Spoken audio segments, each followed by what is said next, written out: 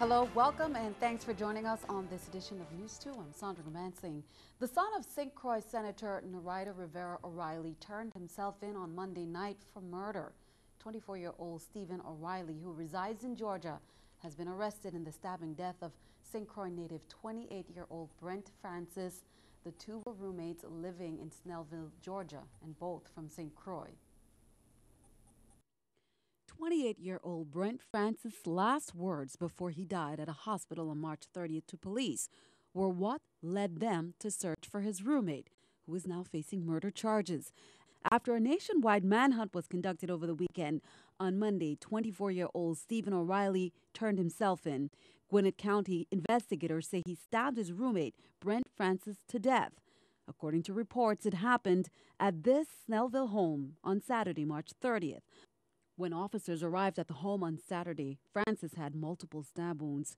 He later died at the hospital. But police said he lived long enough to give them the information about what happened. Police said O'Reilly took off in the victim's car, a black 1994 Toyota Camry. After he disappeared, police issued an alert for him and the missing car.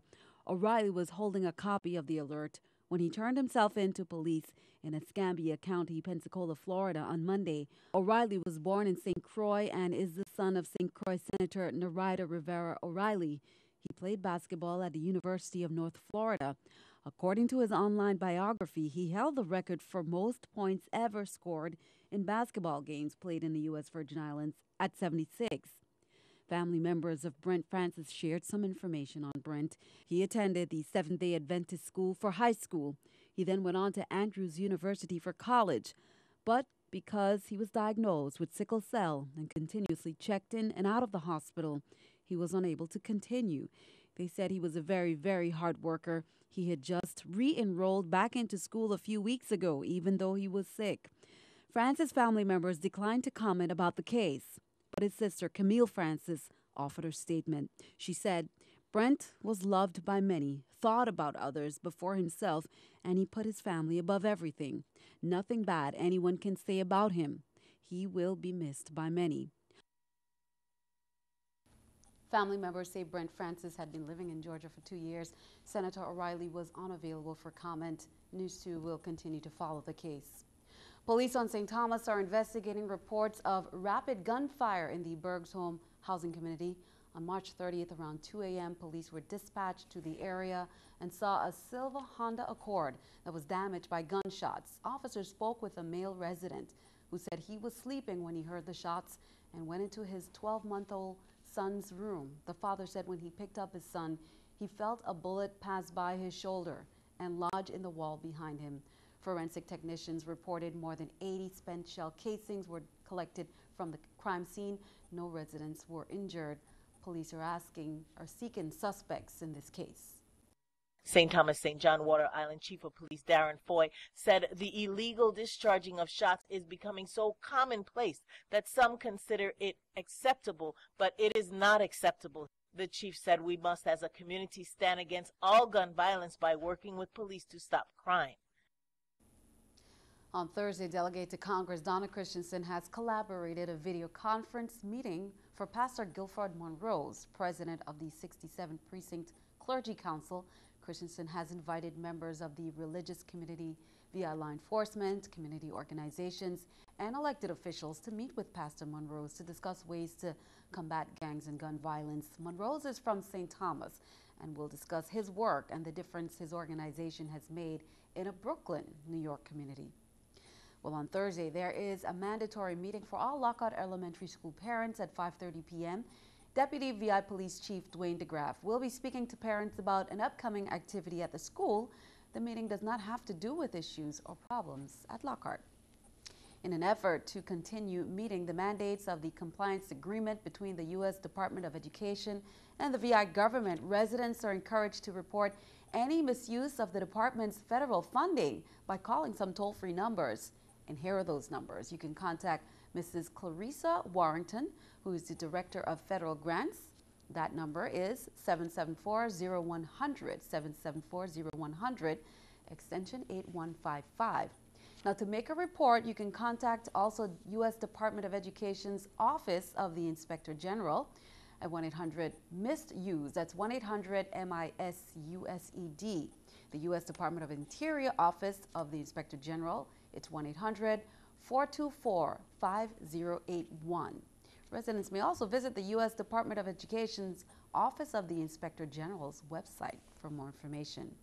Well, as News 2 broadcast Tuesday, the Charles Turnbull Library in Tutu missed its opening date in March due to air conditioning and leaky roof issues. The Department of Public Works, the building contractor, was scheduled for an inspection today to address those challenges. However, that inspection has been postponed. Senator Tregenza Roach saw one of the issues firsthand on a tour early in March. The materials used to complete the roof were apparently not well chosen, because what happens is that they make a lot of noise, so that when you're standing in the main lobby of the building, you hear the roof members contracting, and so you wonder, well, how comfortable will it be for people using it? The challenge of that is probably the replacement of the entire roof. On Tuesday, Office of Management and Budget Director Deborah Gottlieb and Angel Dawson, Finance Commissioner, took to the airwaves explaining the VI's financial status. They explained general fund tax revenues are off as much as 7% and predict a continued revenue decline. However, they continue to cut expenditures where they can. We're behind where we were the previous year at this time in terms of collection. Through February, my preliminary report shows that we've been able to cut expenses some $39.6 million. So through the 5% allotment reduction and other measures, we've been able to exercise considerable expenditure restraint. Had there not been the increase in the gross receipts tax, instead of being up $3 million, we could likely been down $9 million.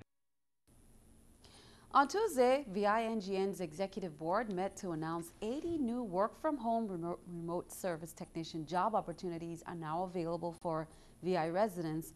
Members from ConnectSpace.vi also said they're meeting with other telework providers to have more employment opportunities.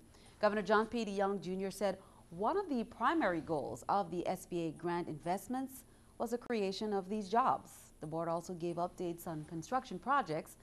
To date, $32 million of construction service contracts have been awarded and infused into the territory's local economy. Also, over 1,000 VI residents have created online accounts to participate in the digital literacy training course. The public is also encouraged to enroll as well. WAPA, along with Island Roads Corporation crews on St. Thomas, will be connecting a new 12-inch water line to existing 8- and 10-inch lines on Wednesday and Thursday nights, April 3rd and 4th, from 6:30 p.m. to 4 a.m. Crews will be working on General Gata and on Conprinsons Gata in the vicinity of the St. Peter and Paul Catholic School. A water service interruption during the work period will affect customers on General Gata and in the area of the USO and the Virgin Islands Department of Finance. Turning our attention stateside, lawmakers in Connecticut are debating new regulations to curb gun violence. Later today, they were expected to pass what's being called the most comprehensive gun control laws in the country. People for and against the proposed rules came to the State House to let their voices be heard. Benita Nair is in Hartford, Connecticut with the latest. Connecticut lawmakers wore green ribbons in honor of those killed at Sandy Hook Elementary School as they debated new regulations to curb gun violence. The tragedy in Newtown demands a powerful response. Spectators packed the balcony in the Senate chambers and did not stay quiet. There is nothing in this bill that should be seen as improperly infringing upon the rights of legitimate gun owners under either the Second Amendment. The bipartisan legislation includes an expansion of the assault weapons ban, limits magazines to 10 rounds, and requires universal background checks. Some lawmakers say the measures are flawed. Making it more onerous, more cumbersome, more burdensome on law-abiding citizens in our state is not the solution. You're punishing the wrong people. It's just that simple. The premise is wrong. While debate went on inside, hundreds of people packed the halls outside. Supporters and opponents who came from across the state were glued to TV screens set up just outside the chamber. Gun control legislation is not going to stop someone from committing a crime. Dan Garrett says the new laws will send a message. We've got to protect our children and we've got to protect the citizens in this country. The package is expected to be approved. Once passed, some measures will immediately go into effect, but some opponents say the legislation will be challenged in court. And keeping our eye on the economy, stocks fell after new reports pointed to weakness in the job market and service businesses. Payroll processor ADP said companies added fewer jobs in March than February. A separate survey showed growth in service industries like finance, healthcare, and retail slowed last month. This is the New York Stock Exchange with Scotiabank Stock Market Watch. The Dow, Nasdaq, S&P all down. The Dow 111, Nasdaq 36, S&P 16. Coming up on NEWS2, more events lined up for National Public Health Fair Week, plus melanoma on the rise. Doctors say the numbers are in, and more teens are being diagnosed. Details.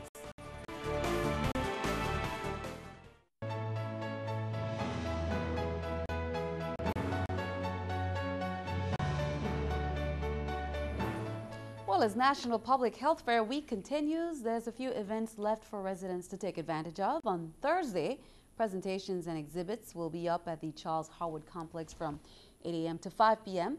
On St. John, wellness screenings for Cigna will be done at the Morris DeCastro Clinic from 10 a.m. until 2. Displays will also be up at the Franklin Powell Park. Then on Friday, St. Croix will host a walkathon from Charles Howard Complex to D.C. Kennegator Ballpark, and on St. Thomas from Emancipation Garden to Brewers Beach. Both events begin at 8 a.m. A new law in New Jersey makes tanning beds off limits to anyone under 17 years of age without permission from a parent. Tanning beds produce ultraviolet rays that can cause melanoma. That type of skin cancer kills thousands of people a year. Dr. John LaPook shows us why more teenagers than ever are getting the disease. When 22-year-old Tara Petzold was just 15 years old, she noticed something new on her skin. It was really just a light pink mole that was on the back of my leg. I remember when my mom initially told me that the diagnosis had come back as melanoma, and I started crying. Melanoma before age 20 is rare, occurring in only about 500 patients a year, but it's steadily rising, especially in 15 to 19-year-old girls. A new study in the journal Pediatrics reported that from 1973 to 2009, new childhood and adolescent cases rose 2% each year. Researchers theorize the increase is due in part to the use of tanning salons. In addition to playing outdoor soccer in Florida, Tara started going to a tanning salon when she was 14 years old. I felt such a pressure to look tan because that's what I felt was pretty. We tell our patients that the sun is not their friend, that they're not to get a tan, that there is no such thing as a healthy tan. Tara's doctor, Vernon Sondak of the Moffitt Cancer Center in Tampa, says he sees about one new pediatric melanoma patient a month. It's a particularly challenging recognition problem. Melanomas in children, they don't always look exactly like in a grown-up. They're a little less likely to be dark black. And of course, moles are changing in kids all the time anyway as they grow. Tara says she's now cancer-free. Since being treated for her melanoma, she estimates she's had nearly 30 suspicious moles or spots removed. And she's never returned to a tanning salon. For CBS This Morning, Dr. John LaPook, New York. Yeah, stick around. Your NEWS2 AccuWeather forecast is coming up next.